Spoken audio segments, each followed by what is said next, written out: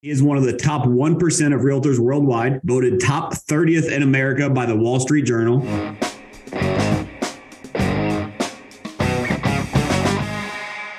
Welcome back to another episode of All or Nothing in Real Estate. I am your host, Matt Smith. Guys, I have an amazing episode for you today. I am interviewing one of my mentors, one of my friends.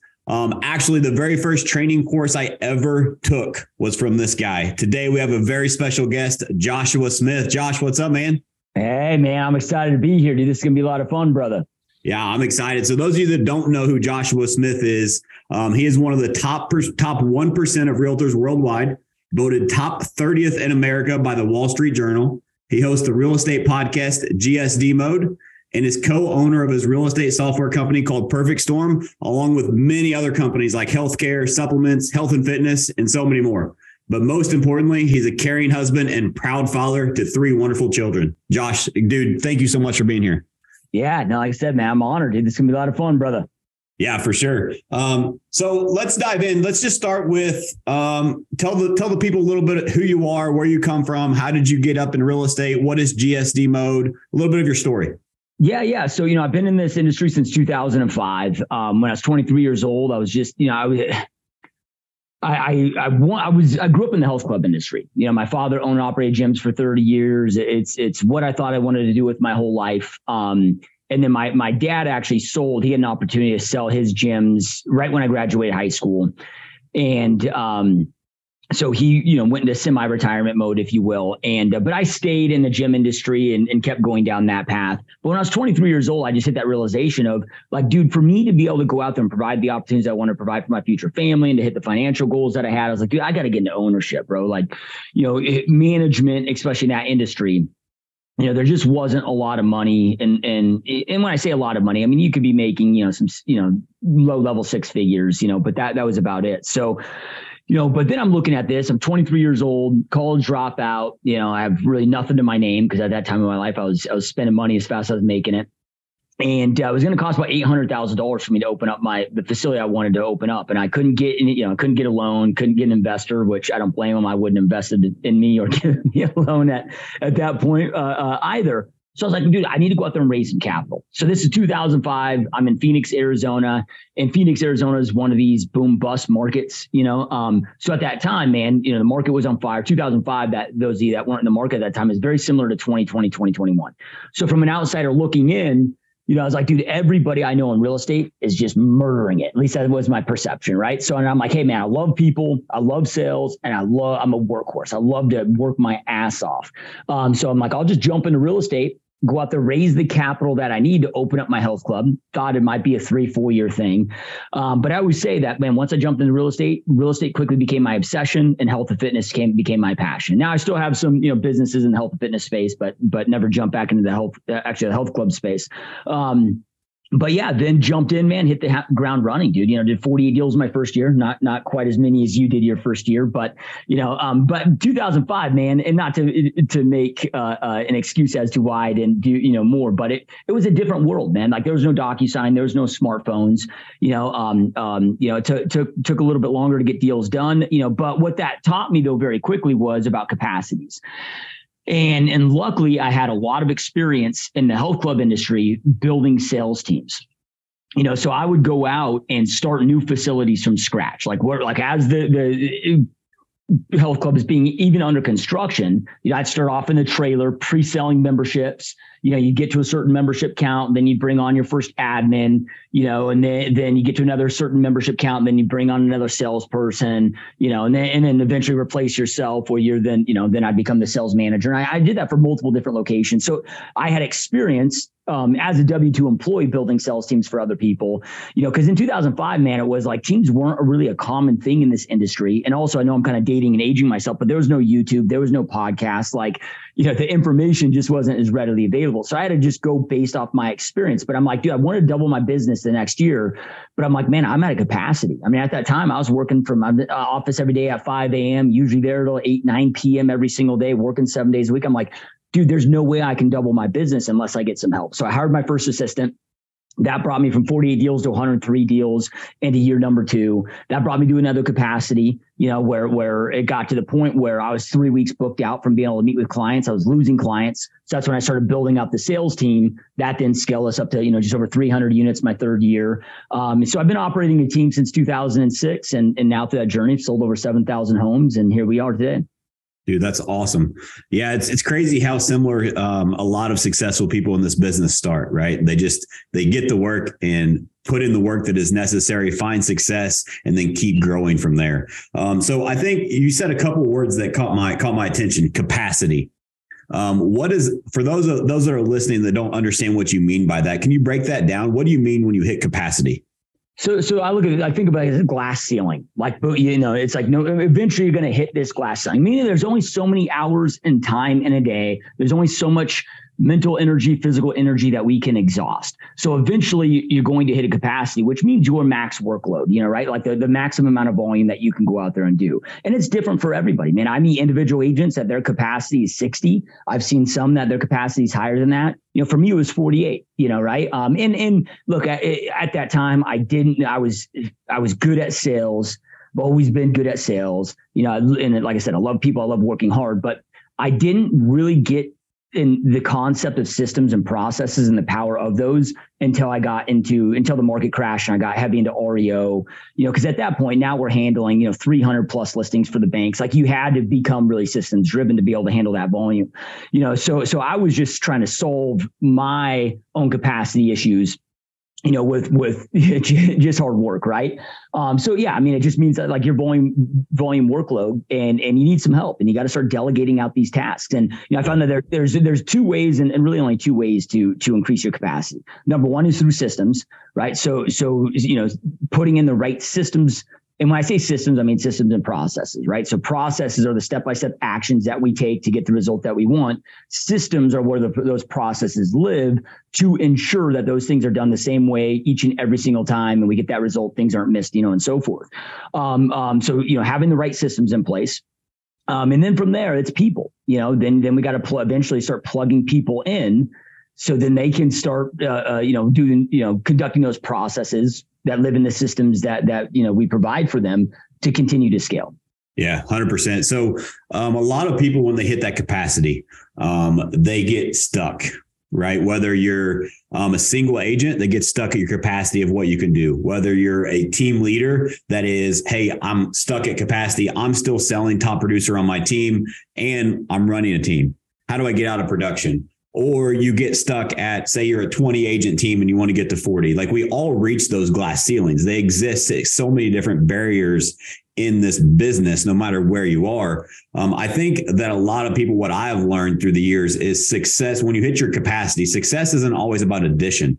Sometimes it's about subtraction. And so something that's helped me when I hit capacity is I do an exercise of what can I get rid of? Not what can I add, because I'm a workhorse. I know you're a workhorse. We have that work ethic, but it's sometimes you need to do less so you can focus on higher priority things. And it's about subtracting things that aren't serving you and your purpose with those systems, with those processes, with those people to create leverage so you can continue to grow and break through that ceiling. Yeah. And I 100% agree with that. I mean, it's a lot of people that are watching this probably heard of Grant Cardone. And my first conversation with Grant Cardone was about 8 years ago. And so this was before, like, he was, he was very rich and very successful, but nobody knew of him. This is right when he started to come in, before he was, hitting social media hard. And so he was a keynote speaker at an event, a real estate event up in Vegas that my buddy Alex Sharfin was putting on, called Breakthrough. And so like, he was out there like setting up his books, and I recognized him from the flyer because he was a keynote speaker. So I had an opportunity, like, he was out there setting up, nobody was around him. I went up, just, introduced myself, started talking to him. And I'm like, dude, at that time I just won NAR's 30 under 30. I just got, voted 30 top agent in the US by the Wall Street Journal. I think I was 29 at this time. No, I was about 30.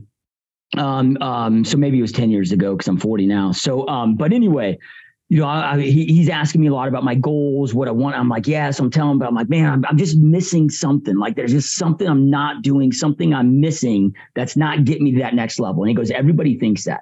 He goes, everybody thinks that they need to be adding something, but success is almost always an elimination, not an addition. You need to always be asking yourself, what or whom is prohibiting me from taking those necessary action steps? So then that way I can make those goals a reality. So yeah, so much of success is an elimination. You know, you got to make sure, and this is something I practice daily. Every single day I go through my planning, but I also go through a reflection exercise that takes about 20 minutes. But I'm breaking down everything that I went through that day. And the first question I'm asking myself in that reflection is, what got on my calendar? What got my attention? What got on my schedule that is not getting me one step closer to the goal that I have, you know, to making that a reality? So then I can learn from it, can grow from it, to cut that out. Because there's just so much wasted shit that can come up in our lives, you know, and that could come from people, from conversations, from, you know, just wasted activities. And this is where tracking something becomes so important inside of our businesses as well. Because, you know, like, dude, the language of money is numbers. And I know that most in our industry hate numbers, hate tracking, you know, but again, the language of money is numbers, and we are all here to make money. At the end of the day, people can talk about anything that they want to talk about, why they got into real estate, but at the end of the day, like, it all boils down to money. Yeah, and it might provide the lifestyle and so forth too, but it's providing you that lifestyle, but also at the same time allowing you to make X amount of dollars while providing that lifestyle, right? So it comes down to money, you know. So if you don't know your data, if you don't know the details inside your business, like, you're going to fail at this. And then when I say fail, it doesn't mean they're going to drop out of this industry, but you're going to have an insane amount of resistance, and you're going to have an insane you know, time trying to grow and scale if you don't know. Because the only way to make smart strategic decisions inside our business is to be able to track that data and know what to scale up, what to scale down, what to cut, what to amplify, and so forth. Yeah. And you can only find those holes so you can plug them by tracking, right? Yeah. I think I learned this from you years ago. Without a system or process, the default is chaos. Yep. And we have enough chaos in this business with systems, with processes. And so I've taken that and I've revamped that into, I work on purpose versus on accident. Like, so many people talk about budget with money. You mentioned money, right? So many people budget their money, but how many people truly budget their time? In reality, time, anybody that's a top performer in life will tell you time is way more valuable than money. But we focus on budgeting our money, and we don't pay attention to what we are doing with our time. And so if you create a budget for your time, meaning plan your day in advance, I love the exercise afterwards, a reflection exercise, and you can really dissect your time to become productive versus busy. Those are two completely separate things. Most real estate agents are busy, but very few are actually productive. Yep.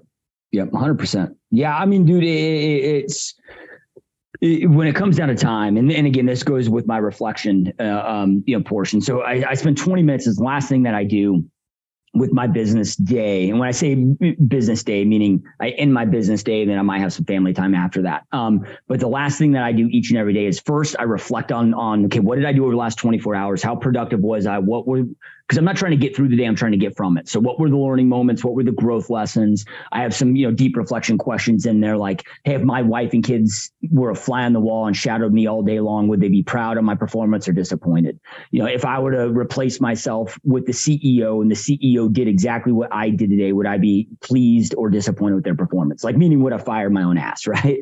Yeah. So I have some, kind of deeper reflection questions in there. But then from there, once I've gotten from the day, and I've reflected, then I go through and I plan out my next 24 hours, right? So this is the day before. So, and I learned this from one of my mentors, Darren Hardy, which is, you never enter a day without having it first fully committed to paper first.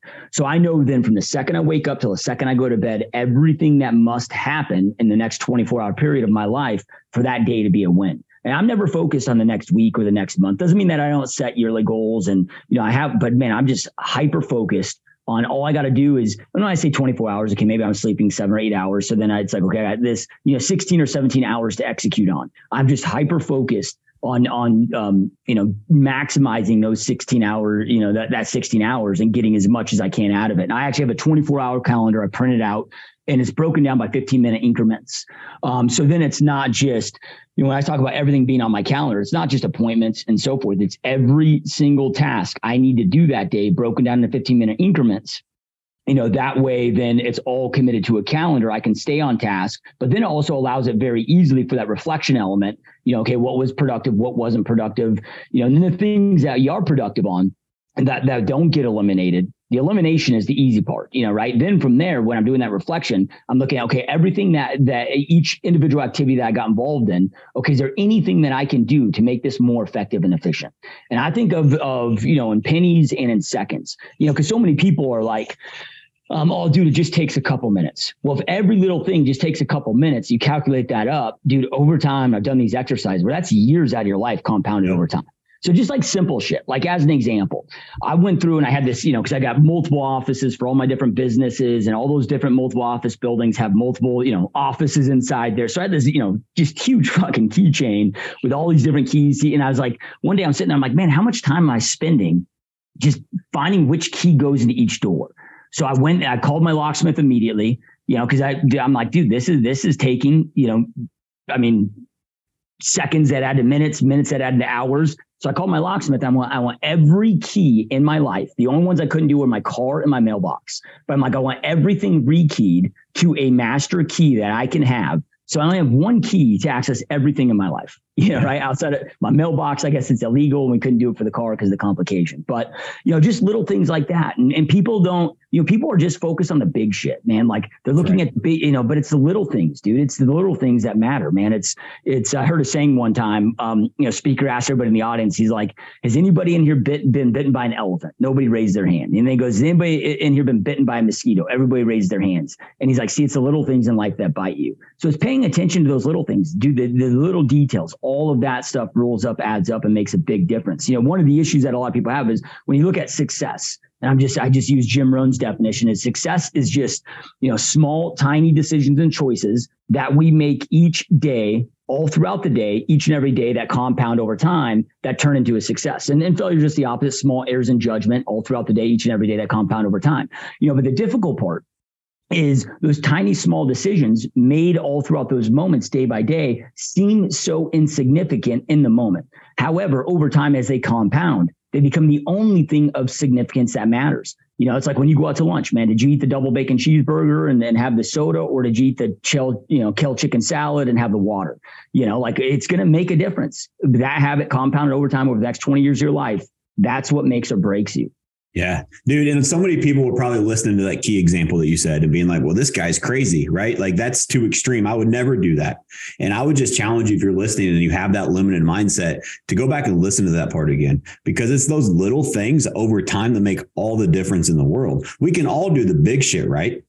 But what about the little things and the micro commitments? What leverage are you creating in your life? Because think about it this perspective. So the key example is a great example, but I use this for when I coach real estate agents and for growing a team. Like if your system or process wastes 30 seconds for each file or for each employee, how many employees do you plan on having over the next 5 years? How many contracts are you going to have over the next 5 years? Add that up. How much time is that? And what is your average pay per salary? Like, what do you pay per hour for your employees? That's how much this 1 30-second mistake is costing you. Like, you have to think about those things to create those systems and process to become more efficient and become productive with your life. And it's so crucial people understand that. And you also said you plan your day in advance. I actually did a whole episode on this. Go back to the All or Nothing podcast. It's called The Power List. I learned that from one of my mentors, Andy Frisella. It is a simple 5 daily tasks, critical tasks that you need to get done each and every day. If you get those 5 critical tasks done, you have won the day. Yes, you can do more. We have a to-do list that's probably got 38 things on it. But which of those 5 are most critical that you have to get done today? And then when you cross them off, you get that hit of dopamine, that adrenaline, because you got to win, and you put a big W on top of the page. And if I'm telling you, those 5 things, if you do that each and every day for 90 days and look back, your life will completely have transformed because you kept the commitments to yourself.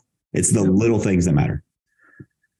Yep. 100%, man. Can't agree more, dude. I don't know what else to add to it, but it's, but here's the thing is, and this is why I love this industry, dude, and really just business in general. It's not just, narrow down to our industry, but you guys, it's so easy just to go out there and dominate. It's like fishing with dynamite because most are just not committed. They're just not going to do this stuff. There's a reason why, 7% of the industry makes 93% of the income, but I'll tell you, when I'm hanging out with that 7%, those conversations are vastly different than when I'm hanging out with the 93%. Yeah, dude, that's crazy. 7% makes 93% of the income. That's nuts. Hey, so you talked about in your journey in real estate. Let's jump back to your story. So you said from year 1 to year 2, you doubled your business. For the people out there, let's give them something actionable. Like, I believe in action steps. And so there's a lot of things that went into that, I'm sure. But if you had to pick one that was the most crucial lever for you to make that jump to double your business, what was that one thing? Well, I mean, and there's two things that come into this, but the primary thing was the delegation, right? Because I hired a full-time admin that freed up 40 hours of my week essentially to go out there and focus on money-making activities. You doubled your time, right? You doubled your time with one hire. Yeah. I mean, well, and I was already working 80 hours a week or more. So, but it bought me back another 40 hours a week, but then from there, and this is where, circling back to the tracking element, why it becomes so important is you got to be able to know where to allocate your time and your energy. Okay, if we're looking at like real estate agents, there's only 3 ways that we make money, which is setting appointments, conducting appointments, negotiating contracts. So when it comes to setting appointments, that's going to be your lead gen, your lead follow-up, conducting appointments, obviously your listing and buyer presentation, and then negotiating contracts that comes into, putting those deals together, and which also includes, of course, showing homes and so forth. But I just started allocating those things. And my mentor at the time, my brokerage owner, he had a very successful team, which is why I joined his brokerage, because I wanted to be able to learn from him. He was like, okay, I want you to go through and write down everything on, and he just had me go get these big 3M sticky notes at the time. So he's like, I want you to plaster this wall over here with your money-making activities that you need to do. Everything else, just plaster that over on this wall that you're going to delegate off to this admin.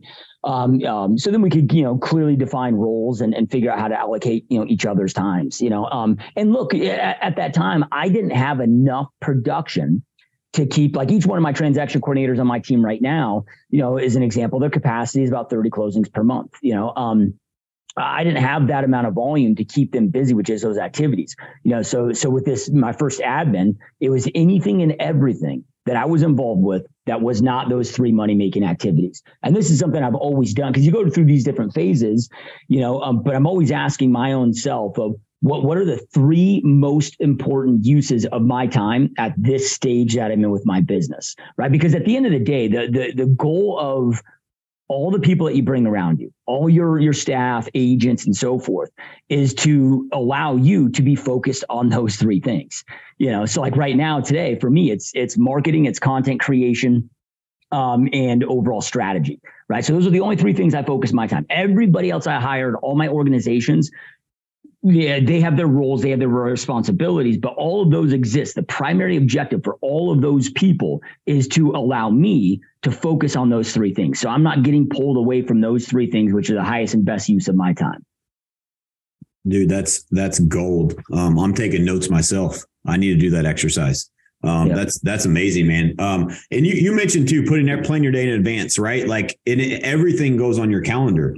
I remember people used to give me grief for it, right? Like in my organization, my own wife. Well, I have to put it on your calendar when the girls' basketball games are. Yeah, you sure do. That way I don't miss it, right? Because that's how I live my life. I plan it in advance. And so I've even, I don't believe in work-life balance, but I even plan all of that stuff is on my calendar, right? It's a life calendar. Is here's what I'm going to do. And that's what I follow. I tell my time what I'm going to do before I do it. I have family time every single night. I have all these things that are important to me that are in my calendar so that I follow a schedule and everyone knows where I'm at, why I'm going to be there, and what's important to me. It's so crucial, especially in this business that will squirrel you to death. There's so many shiny objects that can take you off the task you need to do.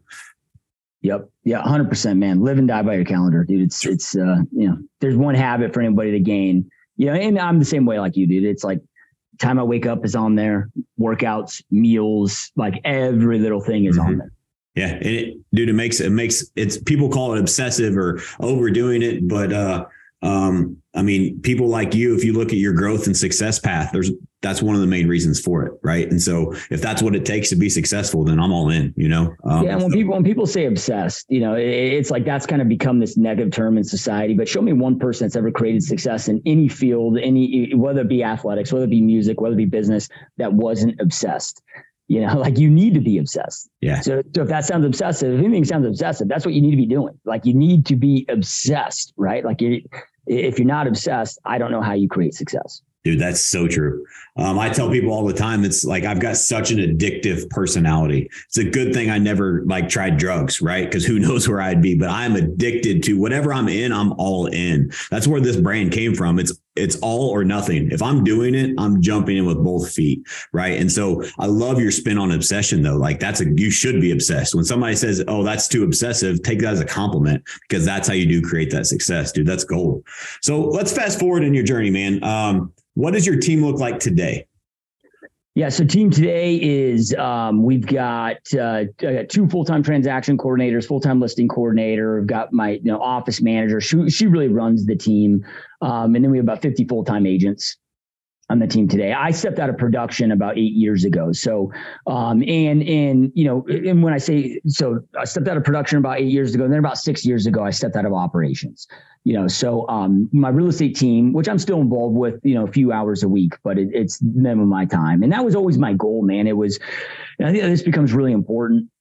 And I know I'm kind of going on a sidetrack here, but I want to hit on this point because I do think it's so crucial, dude, is, to have clarity on what you want out of this business long term, man. Like business is a vehicle that allows you to go out there and create and live the life that you want to live. And the reason why I love this industry, I'm so obsessed with this industry, is not because like I'm just, it's not one of these things like, oh man, I just love working with buyers. I love working with sellers. There's nothing like, no, dude, it's not about that. I mean, don't get me wrong. There was times and seasons of my life where I loved doing those things. And then there was times and seasons where I no longer love doing those things, but why I'm obsessed with this industry is I've never seen another industry that creates so much and allows for so much opportunity where you can get a 23-year-old young punk kid, college dropout like me that, went from zero to making, as much as attorneys and doctors within about 6 months. Like I've just never seen, and I've been involved in so many different businesses, so many different industries. I've never seen anything that is matched to real estate, but you got to know what that looks like. Like, what do you, what's your exit strategy? What do you want your business to be in 20 years, 10 years, 5 years, 3 years? So for me, I always wanted to create a business, and I grew up in an entrepreneur family. So, I guess that was something that always attracted me with it. But then I had to define, well, what do I mean by that? Because according to the IRS, you can be a solo agent and you're a business owner, right? Well, I looked at that, and how I defined it is a business is, when I don't have a business until I've created this machine that allows me to step away, where I can disappear for the next 6 months and it's operating without my involvement. It might need some of my involvement to continue to grow and expand, but I can disappear to Hawaii for the next 6 months and everything. Agents are being recruited, onboarded, trained, production's still happening, commission checks are still happening. So that was always my intent and my goal, with that. So, and that's what, about 6 years ago, so it took me about 11 years to fully create that. I think it would have been quicker if it wasn't for 2008 through 2012, because I was on that track before the great financial crisis hit, which was the worst housing market crash in recorded history here in the United States. And at that time in my market, to really go out there and continue to thrive, dude, it was like you had to get these REO accounts. I mean, it got to the point where like 80-90% of the business out here was either REO or short sales. Well, these asset managers would only deal with me. They didn't want to be delegated out. So, I kind of got sucked back in heavy into production at that time, working with those asset managers. But that's where, my business is at today. Awesome, man. So I'm going to jump back to 2008 in just a second. I want to dive deep on this new market. I want your opinion since you've been through it before, or something similar before, and a major adjustment before. So you said build the purpose. So this is my quote. It's very similar to yours. Is the purpose of business is to fund a great life. Right. So we have one life, live it. And so make sure you have a clarity and build a life by design. Like Josh's goal was to do what he's doing now, to get out of the business. What is your goal with your business? And I did a business planning exercise with my entire team. I did a webinar on it. And like half of the whole webinar, half of the time we spent was planning our life first, not our business. We can KPI people to death, but we don't spend enough time going deep with self on what do we want? Why do we want it? Why is it important to us? And what does that look like? Extreme clarity on what is important to us in our life. I think a lot of people miss that part. And then they just get stuck in the hamster wheel of life and they're just going through the motions. It's so important you take the time and pause and have those reflections and take deep inventory of your life. What don't you like? What do you want to change? What do you want that to look like? Who do you want it to be there with? What do you want your business to look like? What do you want your family to look like? Your relationships, and go deep and visualize what that is, and then go create it. That's the purpose of business. Yep. We just don't spend enough time on that part. But dude, jumping ahead, let's jump back to 2008. You've been through the 2008 financial crisis and came out stronger on the other end. So this market we're in right now, it is adjusting, normalizing, changing, whatever word you want to use. We're going through a lot in our real estate market. I know your market, we discussed prior, is getting hit a lot more than like mine is, as an example. But what is your opinion of what this market is doing right now, and what is it going to look like? Yeah. So, and before I get into that, I just want you guys to know, during down markets, one of my mentors used to always tell me that good agents and great agents will make more money in down markets than in up markets than in good markets, right? So more money in bad markets than good markets. And it never made sense to me until I experienced the worst housing market in recorded history, which were by far my most profitable years. Now today we might do more overall revenue, more gross commissions, and so forth. But on a net standpoint, from a production standpoint, those are my most profitable years, man. So with that being said, and I want to preface that because there's massive opportunities regardless of the market. So and the reason why I want to say that is because I don't want anybody to get scared with what I'm about to say, and don't let it get you down, because get excited about this shit. I'm excited about this. So then from there, if we look at the stage where we're at right now, and when it comes to what's going to happen, nobody has a crystal ball. Nobody knows for sure. And it's at the end of the day, there's so much that is contingent based on the amount of manipulation that happens behind the scenes. Meaning, if the Federal Reserve keeps on the track that they're on right now, or do they pivot, get back and down to a low interest rate environment, which I know the federal overnight fund rate has very little to do directly with mortgage rates, but it still impacts them, So anyway, though, if they continue down the path that they're going right now, so if you wind the clocks to 2007, right? So if we look at 2007 till today, right, we have been experiencing since then about a 1% year-over-year decline in GDP growth as a country. So that's all been made up by Federal Reserve and the federal government through just stimulus, monetization of debt, quantitative easing and so forth. So we've had this artificial economy for the last 15 plus years, to the point where if that manipulation wasn't taking place, we'd be in a 15-year-long depression right now.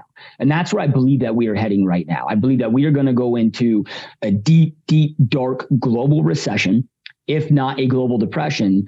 And this could be, and this is what I'm planning for. I'm not saying it's going to necessarily happen, because I don't know. I don't have a crystal ball, but I am planning on this being the worst economic crash and the worst real estate crash to ever take place in recorded history. But I find that if you hope for the best, plan for the worst, it's the best hedge that we can have for overall business. Because look, if worst case doesn't happen, but I'm prepped and planned for it, I'm good to go. But if it does happen, I'm also good to go, right? So I'm not going to allow myself to be naive and be like, oh, this thing isn't going to, go down, or, whatever it may be. All right. So, but why do I think that? If we look at where we're at right now, if we look at debt right now, we're in the biggest debt bubble that we've ever seen on magnitudes of scale of a size that's never been experienced in global history. You got about $300 trillion of on balance sheet government debt alone, right? But on a global scale, not just the U.S. scale. And one of the big differences between 2008 and now is 2008 was a U.S. problem that the rest of the world felt. When you have the biggest economy in the world that goes into a deep recession, the rest of the world's going to feel that. Now, this is a global issue where the rest of the world is actually in a worse off position. As bad as our issues are here in the U.S., the rest of the world is in a much worse off position. So this is a global issue that we're all experiencing at the same time. I mean, China is getting murdered. If you look at the three biggest economies in the world right now, they are all getting absolutely murdered. And what you see right now in mainstream media is just a smokescreen to cover up of how bad shit is, because if people really knew how bad things are right now, they'd be absolutely fucking panicking and freaking out. So we got the biggest debt bubble of all time. That just can't be. And when I say debt bubble, not just government debt, when you look at corporate debt, when you look at consumer debt, the average consumer today is in a way worse off position than they were before leading into 2008. So, okay, biggest debt bubble of all time. Then we're coming off of right now, the biggest all asset class bubble of all time, real estate included in that.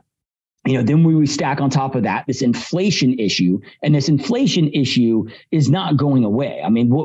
This is going to be a long-term issue. Everything that the Federal Reserve right now is doing, all they can do is try to crush demand, which is what they're doing right now. They're trying to crush demand. So they're trying to intentionally increase unemployment and put us into a recession, but they can't go out there and control the supply side. So when you look at cost of energy, cost of food, the necessities of life, right? Like this inflation problem is going to be a problem for a long time. So it's just a matter of time before people have to start making that decision. Do I put food on the table for my kids, or do I make my mortgage payment? And they're going to pick feeding their family, right? Then if you look at like the auto industry right now, so like the debate I always hear on why this market is going to crash is usually around, well, man, we don't have the subprime loan, issues that we have. We're not doing those ninja loans that we used to do and so forth, right? Well, that's been happening in other sectors, right? And it happened very heavily over the last 3 years in the auto loan sector. So if you look at the auto loans already in free fall collapse right now, the auto industry in free fall collapse, right? To the point right now where there's 15,000 daily repos, auto repos taking place here in the United States, to the point where the banks aren't taking those to auction, because when they take them at auction, they have to realize that loss on their balance sheet, and they are freaked out that that's going to set them into a liquidity crisis. Right now, liquidity crisis is what then melted down 2008. So then when we look at unemployment, we get fed, and this is why, I recommend nobody watch the news because it's all utter bullshit, but we get fed this, well, they look at the payroll reports. Unemployment or, employment's still strong, right? So, but they only look at payroll employment reports. So when you compare that though to the household employment surveys, there's over a 2 million job discrepancy between those two, right? Now the household surveys that's the true employment numbers that we really need to be paying attention to, because what the payrolls, when they talk about unemployment or employment today, payrolls are okay if I get laid off, because right now what we're seeing is the white collar, mass white collar layoffs, right? So if you're going out there, maybe you're making 150 grand for this organization, and you get laid off right now, well, in order to go out there and float your family and get your family by, you might have to go get 3 other jobs, right? 3 part-time jobs, driving, whatever.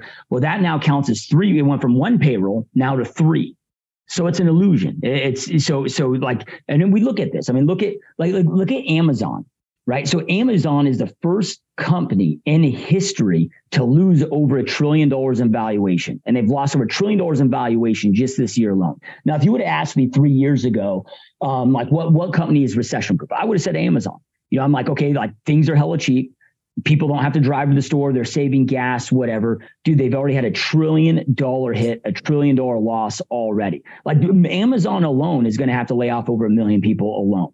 So and we're just starting to see the beginning of mass layoffs, which is in alignment with recessionary timeframes. If you look at layoffs, tend to happen about 5 to 6 months into a recession.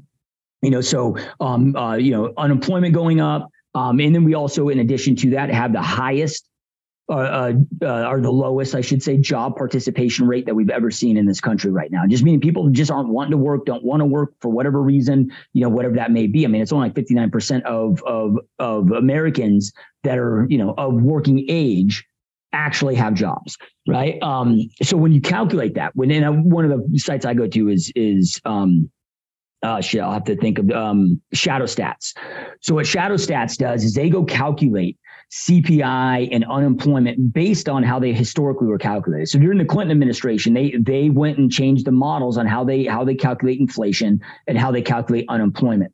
So if we go back, but like right now, like CPI is an example, it gets compared to the highest inflation that we've seen in 40 years. Well, the only way you can really truly make that statement is to calculate those numbers in the same way they were calculated back in the 70s. So if we look at this, that 70s, that kind of decade stagflationary time, high inflation and low economic growth or no economic growth, that decade period, if we calculate them the same ways right now, inflation today would be 16.4%. And I'm guessing for all of you, it probably feels like life is getting about 16% more expensive year over year than 8% right now. Unemployment right now, according to Shadow Stats, is about 24%, just over 24%. So we have the greatest unemployment rate that we've seen since the Great Depression. So we start looking at that. We look at ongoing increased interest rates, and with interest rates on the mortgage side, just so you guys know right now. Now we've seen interest rates take a dip down. Here's what's happening right now is so interest rates are set based on mortgage-backed security purchases. So you got Wall Street going out there. They take all these loans, they bundle up, they sell them on Wall Street and the bond market, which is the debt market, right? So it's mortgage-backed security purchases and what those daily bids are on those mortgage-backed securities that set today's interest rates, right? When you have mortgage-backed securities directly compete with the U.S. Treasury market. So why they started going up so fast is, well, there's two reasons. Number one, through COVID, and the reason why interest rates were so low during COVID is you had the Federal Reserve buying $90 billion of mortgage-backed securities on a monthly basis. And you got to understand that the Federal Reserve can't make a profit. Any profit that they make, they have to turn over to the Treasury at the end of the year. So they'll buy shit that nobody else will buy at rates. Nobody else will buy it because they can't make, they're not making a profit anyway. So we went from, the Federal Reserve buying $90 billion a month, and that stopped at the beginning of 2022, right? And that's why we started to see a 0.5% increase month over month for about the first 6 months of this year, even before the Federal Reserve started increasing the overnight fund rate, right? That's why we were seeing mortgage rates just going up at record. Not that mortgage rates haven't been higher than this, but the rate that they were increasing was at record highs. But then what you have going on right now, because of the global debt issue that's taking place, you're looking at Japan as an example. Japan is now forced in a position because the U.S. dollar globally is so much stronger than their currency. They're being forced to sell off their U.S. Treasury bonds at record rates, and you have this happening all over the EU as well. To the point right now, because those need to get resold. So then the Treasury Department is having to offer those Treasury bonds at higher and higher interest rates to get them lucrative enough for people to buy them. But then that takes away purchases from mortgage-backed securities, right? Because if I can go buy a 2-year Treasury bond and make 5%, I'm never going to go buy a mortgage-backed security because that's essentially risk-free money for my investment. So it's to the point though right now where even though the Federal Reserve and the Treasury Department is sitting there saying, oh, we're not going to be practicing quantitative easing, we're practicing quantitative tightening, they are buying right now. They're managing the yield curve. So even what we're seeing going on with interest rates right now, this is artificial, right? If we didn't have the manipulation right now with the Federal Reserve and the Treasury Department practicing this yield curve control, we would probably have mortgage rates of 9%. So I won't be shocked at all if interest rates go up to 10% this next year. I mean, I don't know what they're going to be. Again, like I said earlier, so much of this is contingent on all this back end manipulation that's taking place. But if they let us go and see what true market bottom is, yeah, I think that this thing is going to get nasty and ugly because we haven't seen a true market bottom, since 2007. We've just had this massive manipulation, taking place. So, and I could go on this for hours. I mean, we talk about, what's going on with China's economy. We talk about, what's going on with Ukraine and Russia, all of this stuff. We're in a bad spot, dude. I can't find a time in history. I'm a huge history buff. I love history, where our economy's been this volatile, and dude, you start looking at this, it's like real estate. If you look at nationwide last year, and real estate's very hyper local. So when I'm saying these things, what happens here in Phoenix might be different in Matt's market in Missouri or, wherever it might be, if you're in Alabama or some of these markets, you may not be hit as hard, you start looking at, okay, nationwide last year, your average first time buyer was 37 years old. That's just not healthy, dude. I think, overall, this thing needs to crash just for the health of, the longevity of health for our economy. It needs to crash and crash hard. And I get people are going to have to go through some pain with this, to do that. But at the end of the day, it's just, do you want your dollar to be worth more? Do you want it to be worth less, man? Do you want the first, the American dream to become, I've got 3 kids, at this rate, what they're going to have to wait till they're 40 or 50 to buy their first house, so, and then when you start factoring the stock market, we got the worst performing stock market in 50 years. We got the worst performing bond market in the last 250 years right now. And this is just you got the administration right now, saying that things are good. They're saying that we're not even in a recession yet. So if shit's this ugly and we haven't even, got into the storm yet, how ugly it is it going to get. So I mean, I easily see the real estate market correcting. I think it needs to correct. You know, if you look at the historic trend line of real estate over the last 100 years and you adjust it for inflation, you know, dude, I mean, we need to come back down to like 2012 prices. You know, it's gotten so out of control. Now, I don't know if that will happen, but I think here in like Phoenix example, our median sales price right now is about $450. I think we'll come back down to about median price is $250.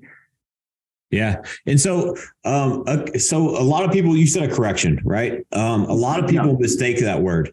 Like a correction is healthy, right? Like that, the corrections happen. Like it's normal. What has happened the past 15-ish years is not normal, right? For it to be that long of a run. And then you had the COVID, the pandemic, where it just spiked, right? So it's got to correct. But I want to talk about a little bit more on that, and then we'll move on. The back end manipulation that is happening and has happened, dude. That was great information you just give, but this is just a question that I have after absorbing all that information is what's going to stop them from continuing that manipulation and taking it to another level to keep this continuing, especially for their administration to look better in the public's eyes. Yeah. So when you look at this, right, and this is nothing new. You know, I mean, all this manipulation. So, you know, quantitative easing, if you will, money printing is just defacing currency. Well, the Romans did that. You know, I mean, like every civilization, there's been over 500 essentially fiat currencies prior to the U.S. dollar. They've all suffered the same fate. You know, those in power can't control the printing press, and they all suffer the same fate. And you know, this could be. It wouldn't surprise me if this doesn't end up being the collapse of our current financial system altogether, and something new needs to be reborn. You know, we'll see where that goes. But you can only deface currency for so long, you know, before it becomes, you know, an issue. So yeah, I mean, they easily could kick the can down the road. That's just going to create a bigger problem. You know, so and that's why I said earlier is it's all contingent on that. You know, because if they come in, let's just say they come in tomorrow and lower interest rates back down to zero, because what that really impacts more than anything else is these institutional investors that are swallowing up real estate. You know, because when you look at like so many people think like, you know, the BlackRocks of the world are paying cash for these properties. They're actually not paying cash. You know, they have a direct line, let's just say, with the Federal Reserve. So they might be paying 0.05 or 0.5% interest rates to that. You know, so but even then during you know, 2020, 2021, like BlackRock as an example, their average cap rate was like 3.5%. So if you look at, but these are floating rates, right? So as every time the Federal Reserve increases that rate, that then it's not like those rates were locked. So their cap rates are gone, right? So that also, you know, it makes me think of too, like, you know, what, again, these are all possibilities that this could happen, but at what point do these institutions need to start unloading massive property? And does that become like, you know, another, you know, a version of what we saw in 2008 with REO? You know, these foreclosures, you know, just waves of floods of and we've already seen that in the, you know, the commercial, you know, multi-units and so forth. You know, they're having a dump, and look, you know, your Goldman Sachs and your BlackRocks, you know, a lot of these they're in a position where they have to go out there and unload a lot of this inventory. So yeah, we'll see. I mean, I don't, you know, but at some point, you know, if they continue doing it, you can only deface your currency for so long before we become Weimar Germany. And we're seeing that right now. You know, right? You're seeing this with inflation. You're seeing this, you know, you can only print money, like you print, the more money that exists in a system, the more that, you know, M1 money supply is increased, the less that money is worth, right? And then that leads to inflation. So if they keep doing this, you know, does that get us to a point of hyperinflation? We've seen this over, like look at Weimar Germany. You know, and what was that in the early, you know, in the 20s? You know, it's exactly what took place there. And it probably will happen, you know, right? Like I said, there's been 500 fiat currencies prior to the US dollar. They all suffered the same fate. So, you know, hopefully we can hold on for a little bit longer and they do the right thing and stay on the path that they're on right now with quantitative tightening and with keeping the interest rates high. So then that way we can find true market bottom, let the markets do what the markets are supposed to do. Yeah. Yeah. Dude, that's great info. I've got a couple more minutes before we got to wrap this up, but I want to get some action items on. Dude, again, that was gold. That was great information. If somebody that's listening to this and was like, holy cow, they're deflated now, right? Like I'm in this real estate industry, and if this market does all of these things, like, how do I survive? How do I take this and look at this through the lens of opportunity? And so what would you tell to those people? Yeah. So first thing, Matt, you said, a correction. So there's a difference between a correction and a crash. A crash is just a correction that's beyond 20%. That's the only difference. So if you look at my market's already crashed. We're already down about 20% today. And then when you adjust inflation into that, it's beyond that. So technically we've already crashed, and there's multiple different ways that this could go. Let's just say inflation continues going up 8% year over year, like we repeat what happened in the 70s. But then let's just say, we go back to what they may have changed their stance on this, but, at least last time I checked, you had like Zillow and Redfin, their predictions of the market that it would slow down and we go back to more of like a 3% year over year appreciation for some time. So it would just cool down, right? So just kind of be a healthy appreciation. Well, if you have 8% inflation for the next 10 years and 3% real estate appreciation for the next 10 years, that is a 50% real estate market correction over that same 10-year span. So both can go up and still have a correction at the same. So there's a lot of different ways this can play out. But then from there, going to your point of if anybody's feeling deflated by that, and I don't, and that's why I said it in the beginning, there's a lot of opportunities. So don't get, because my intent isn't to scare anybody. But for me, if somebody's going to be coming to punch me in the face, I want to know about it so I can sidestep and get out of the way, right? So, looking at all of this, though, it's the deep understanding and knowing that there is no such thing as a good market or a bad market. The market is always good for somebody. It's our job as real estate professionals to identify whom the market is good for, pivot, shift, adapt accordingly, and our business continues to grow, right? So throughout my whole entire career, I've been here in Phoenix, Arizona. I've worked the same cities, the same zip codes, the primarily same neighborhoods. Yeah, there's new neighborhoods popping up, but you get my point there. Now, the one constant has been the real estate itself has always been trading hands. Real estate always has traded hands, always will. So there's always a buyer and seller. What has shifted is who the market, again, is good for. I've had times in my career where it's traditional business. I've had times where it's, a lot of hedge funds. I've had times where it's REO or short sales or so forth. So you need to get really good at identifying who is the current market good for.